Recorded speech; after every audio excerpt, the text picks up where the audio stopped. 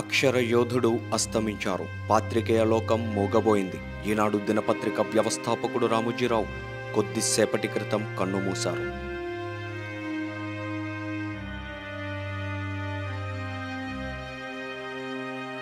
Ramoji group సంస్థల అధినేత రామోజీరావు తుది శ్వాస విడిచారు. ఈ తెల్లవారుజామున 4:50 అనారోగ్యంతో రామోజీరావు కన్నుమూశారు. కొద్ది రోజులుగా అనారోగ్యంతో బాధపడుతున్న రామోజీరావు ఓ ప్రైవేటు ఆసుపత్రిలో చికిత్స పొందుతూ తుది శ్వాస విడిచారు.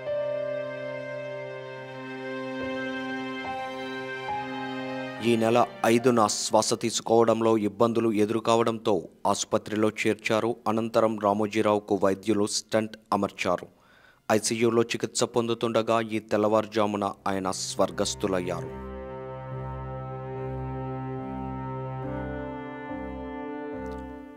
మీడియా మొఘల్గా, కింగ్ మేకర్గా రామోజీరావును చూస్తారు. ప్రపంచంలో ఎంతమంది మీడియా అధినేతలు ఉన్నా ఆయన ముద్ర ఎంతో ప్రత్యేకమని చెప్పాలి. 5 దశాబ్దాల ఈనాడు సంస్థ తెలుగు జాతికి దన్నుగా వెన్నుగా నిలిచి లక్షల కోట్ల మంది జీవితాలను ప్రభావితం చేయగలిగింది.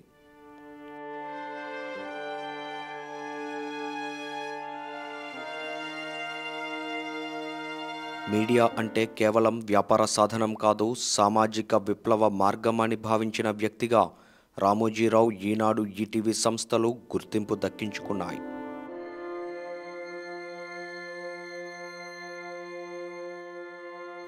దేశవ్యాప్తంగా రామోజీరావు మరణ వార్త ఎంతో మందిని దిగ్భ్రాంతికి గురిచేస్తోంది.